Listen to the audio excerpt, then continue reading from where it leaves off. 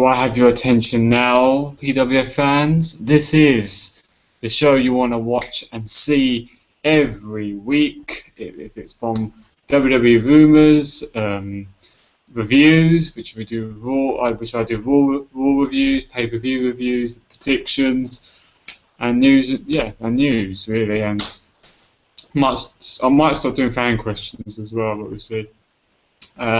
But yeah, before we start the show about the NXT Takeover Fatal 4-Way review, which is NXT 2, but you know what to do. Click that subscribe button now. But I'm obviously, first off, I am the one and only. If you know who I am, I'm Captain Awesome.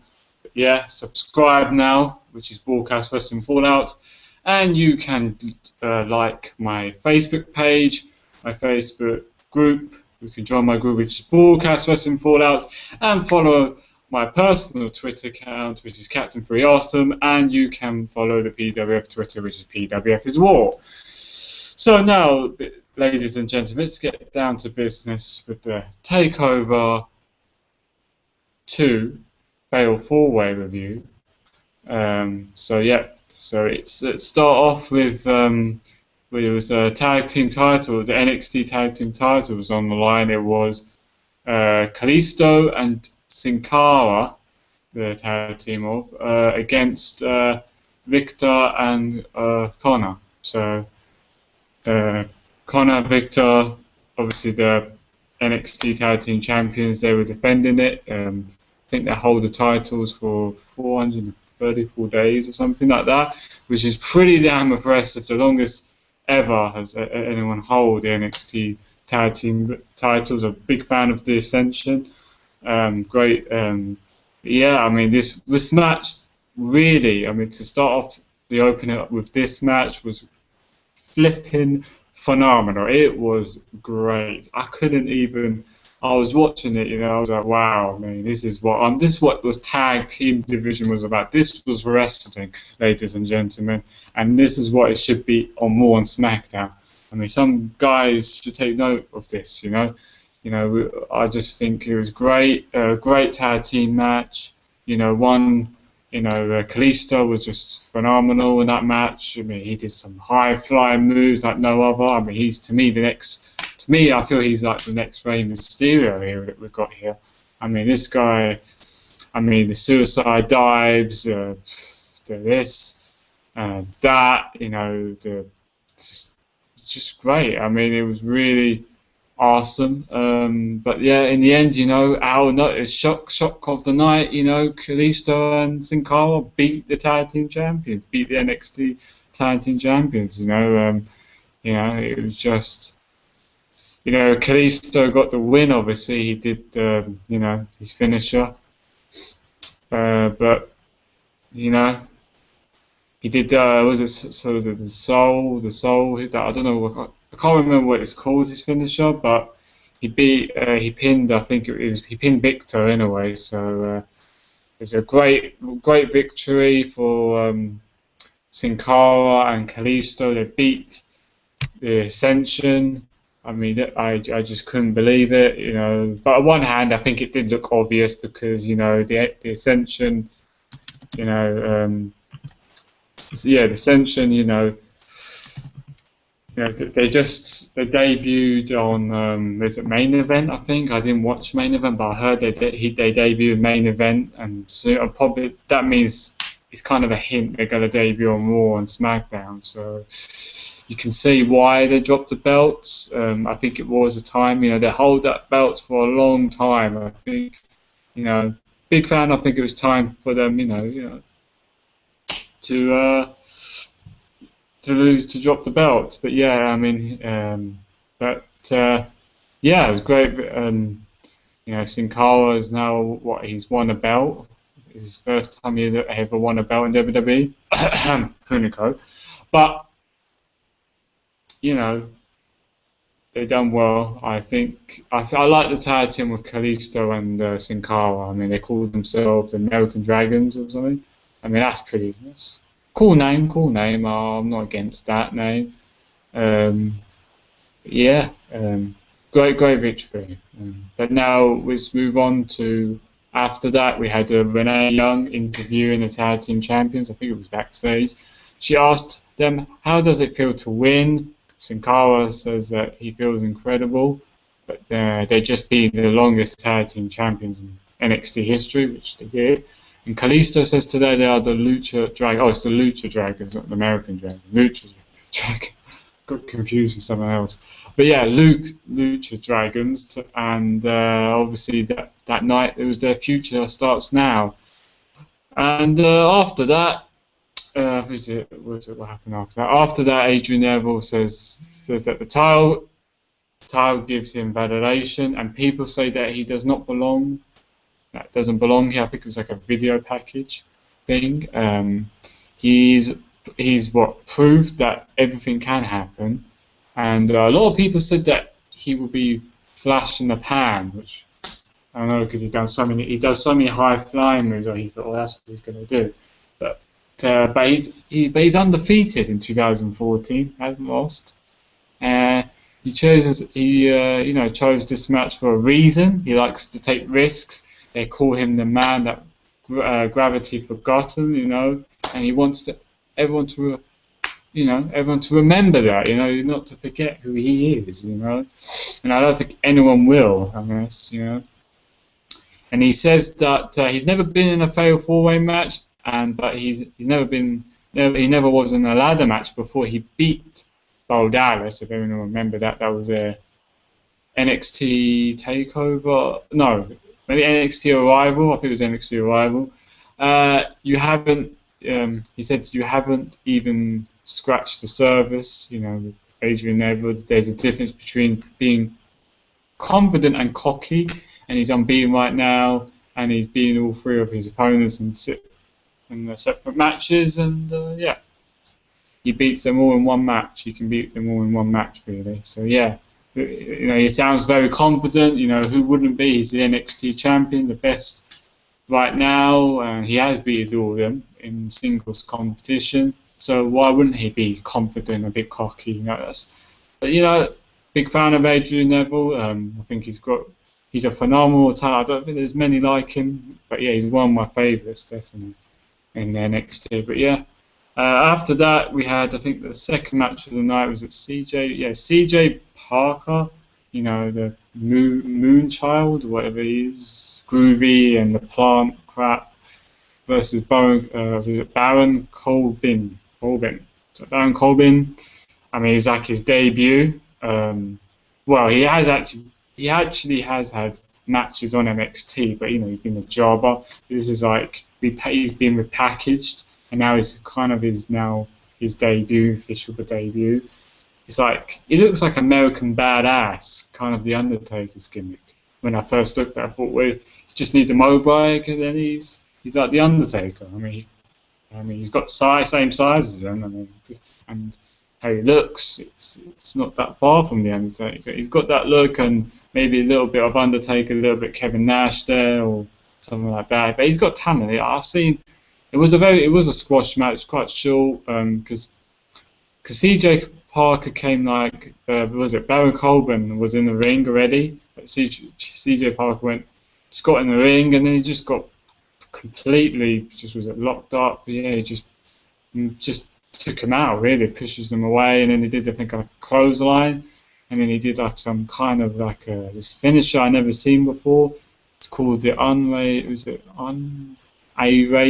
STO or something like that. Very unusual finisher.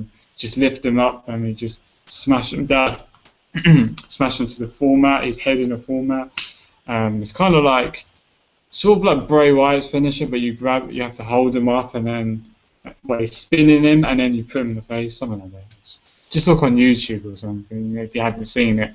But yeah, I mean, he beat his debut. He's now, you could say, he's 1-0 now. He's undefeated. He beats CJ Parker. He's just been jobbing a lot now in NXT.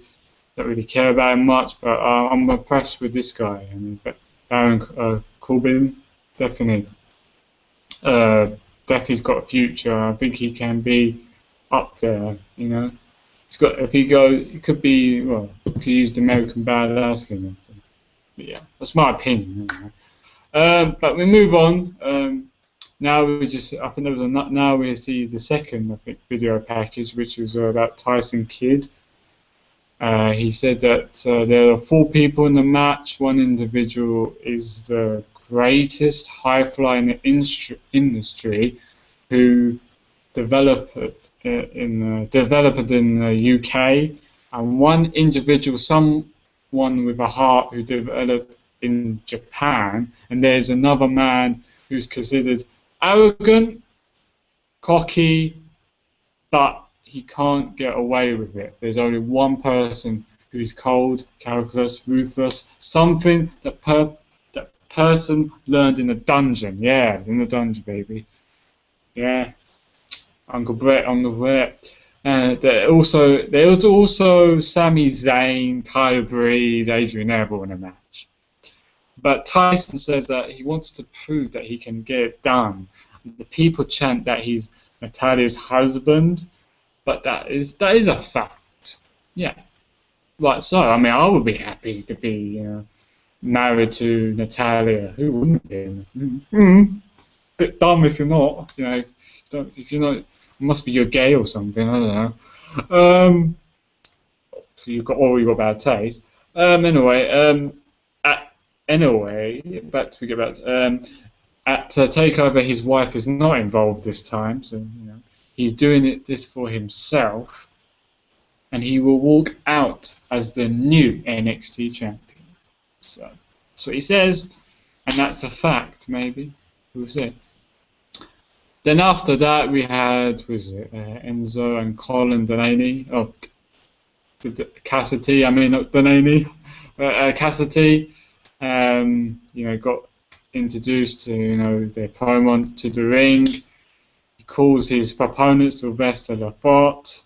He says a few things that are going to happen to him. He's going to punch him in the mouth. He's going to get a new haircut. Maybe he will give him a comb over. Oh, hey, can't beat my one. Maybe a buzz cut. Nah. Maybe frosty tips.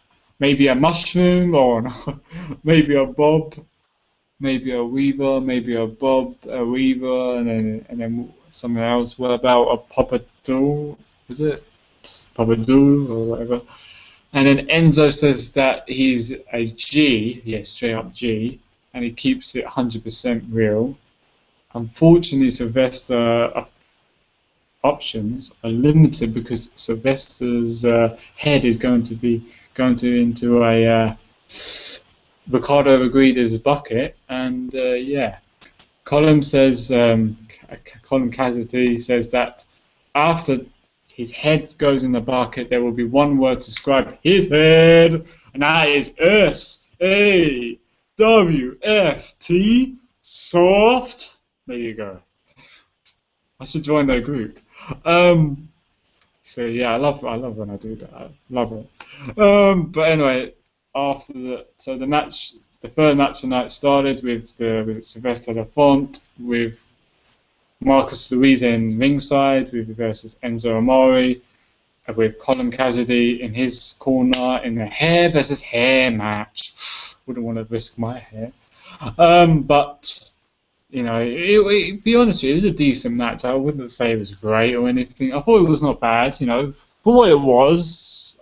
It wasn't too bad. I wouldn't say it was bad, but it was between, not bad and not great. I would say not bad, not bad or great. It's in the middle, so it's not bad. Enzo Amore won the match. I think he had like a roll-up. He used a handful of tights and got the roll-up. So he got the win, pretty much, in the end. But after the match, Lafort tries to escape, but Colin Cassidy with a clothesline. Colin Cassidy picks up Sylvester, but Marcus hits Colin Cassidy behind, and all 4 men are down. And then Marcus Ruiz grabs Sylvester, but Sylvester runs away. Colin and and Enzo Amore attacked Marcus and fight by the barber's chair, and then Colin Casualty with a big boot to Marcus. That was a hell of a boot, by the way. Colin tells Enzo to get the bucket, like get the tables, get the bucket. I like that spot. I thought that was cool. Enzo pulls the container of the bucket onto Marcus, and then he runs away with all that stuff. That was quite hilarious. I thought that was funny. I mean, it looks like Sylvester Lefort got lucky, and he doesn't have to cut his long hair. But after that we had I think a video package now of Tyler Breeze now talking about the title match. He says that until you have walked a mile in his gorgeous shoes at Takeover, the NXT universe will get what they want, the most gorgeous champion in NXT history. Every time he steps in the ring, he gets the job done. Fact. True. Tyler Breeze's championship reign will usher in the era of gorgeousness. You know, maybe. I mean, it'd be nice. I mean, I'm a fan of Tyler Breeze, I wouldn't mind. But, you know. It's right. But, anyway, he said also, Tyler also asked about what jacket he's going to wear, but he said that he's busy. I think that was after, he's busy, I think it was when he had 3 gorgeous women around him, and one of them was giving him like a massage in the back. I think that was the spot, Lucky, I think one of them was Dana Brooke, and I don't know the other 2. Well, she follows me on Twitter, but that's a long story. But after that we had the NXT general manager, William Regal, makes his way to the ring. He says that if you are a competitor in this industry, NXT has quickly become the place to be, which is fact. I like that fact word, I don't know why. We take a video package of Kenta, and Kofi was in the video package. He says that there's a lot of people fantasize about Kenta in the WWE, but now it's happening. Everyone who is a wrestling fan who know who Kenta is. And if you don't follow wrestling that much, if you've not watched the indies, or you don't watch, and you don't know who Kenta is, well, I think you should be ashamed of yourself, to be honest with you. But if you don't know who he is, that's only if some of the fans don't. I mean, I'm sure a lot of fans know who he is. So hopefully, but big fan. I know who he is, and I'm a big fan of his. So I mean, he was a wrestling knower, so I know he's definitely. So after that, William Regal brings out the greatest Japanese wrestlers of all time, Kenta. He comes out. He enters the ring. They're welcome. He congratulated him and said, "Welcome, Kenta, to NXT." And then Kenta got the mic, and he said, thanks to William Regal, he says hello to NXT. He speaks in Japanese a little as well, so a lot of fans were saying what. I mean, I don't know. I think that was just a bit silly. But anyway, I know. But he's not. English is not his first language. Common people. I mean, he's from Japan. I mean, he does speak English, but maybe not the best. No, but I'm sure he's going to be speaking fluent English anyway, because he's going to be obviously there. He wants to learn. He's not that like Sin Cara who doesn't want to speak English. This guy at least speaks English. I mean, he speaks 2 languages. I mean, a lot of you probably only can speak English. So, like I said, it's not his first language, so I don't know why, But he speaks a bit of Japanese. I mean, that's probably one of the hardest languages ever. And he says that this is a dream come true, and he's happy to be in the WWE and NXT because he's starting over, but as a tribute to one of his heroes. But he's now known as Hideo, Itami,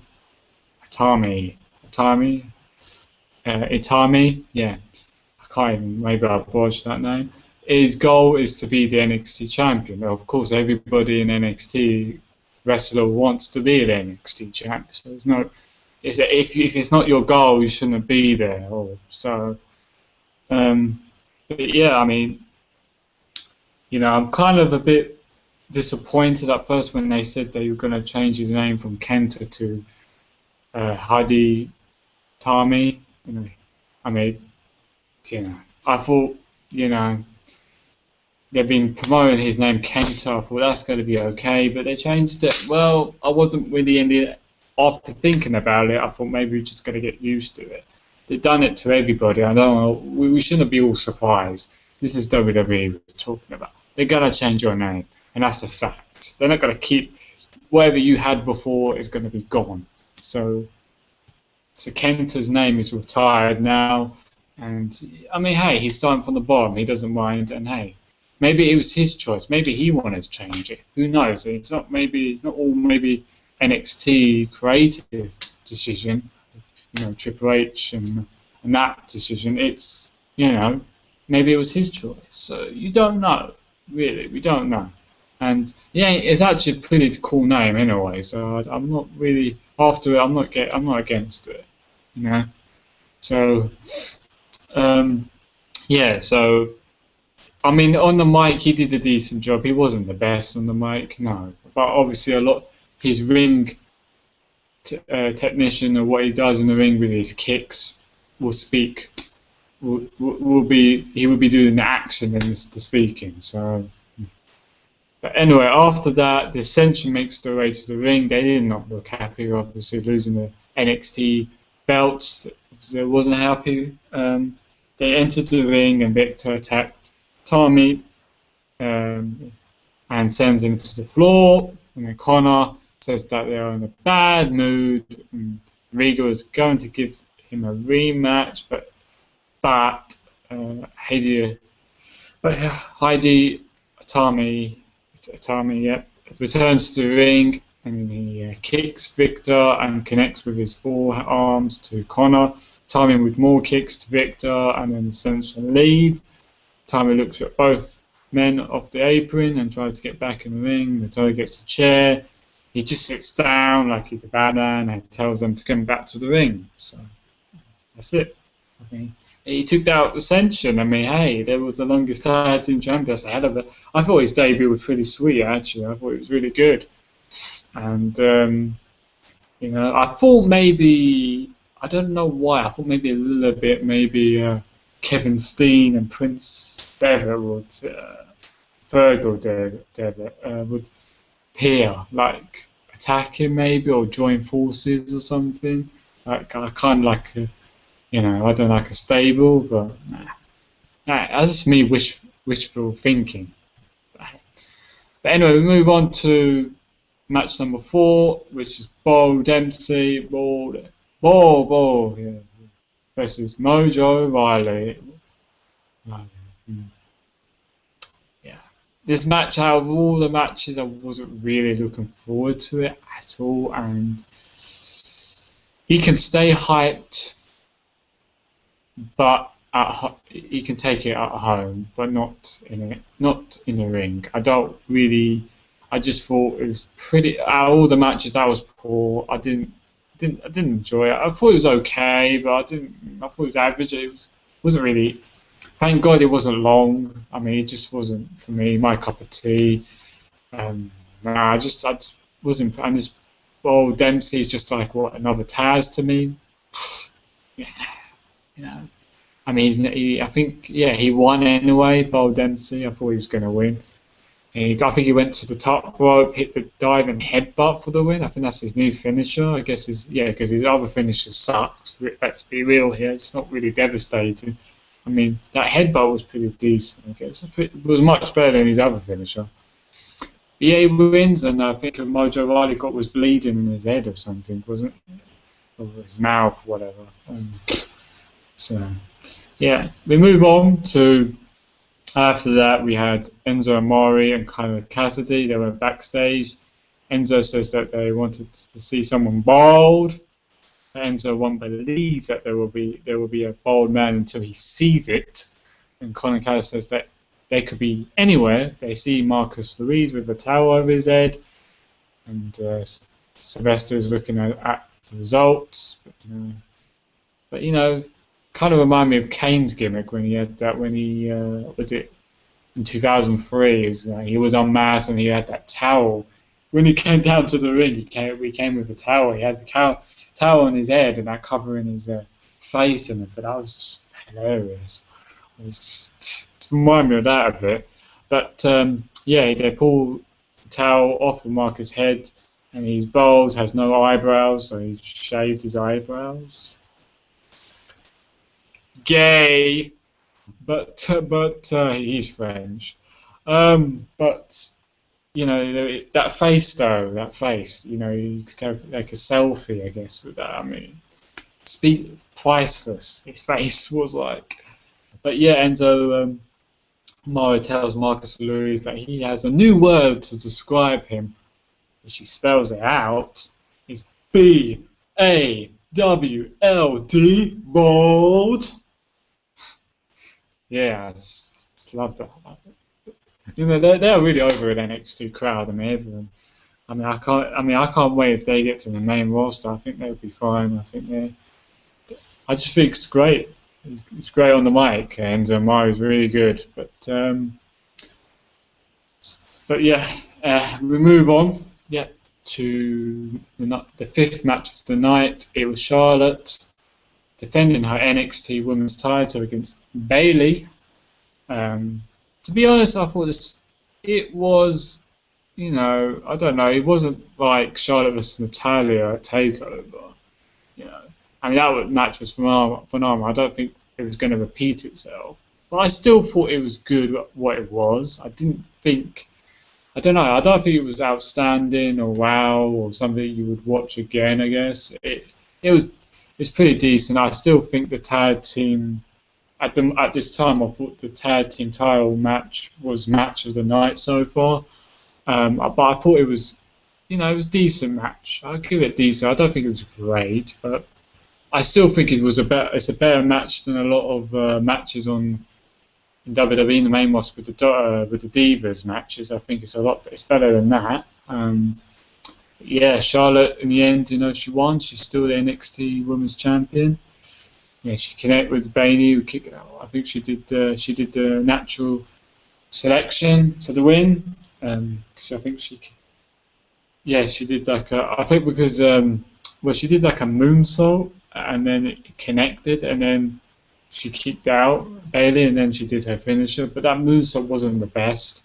It's kind of she botched.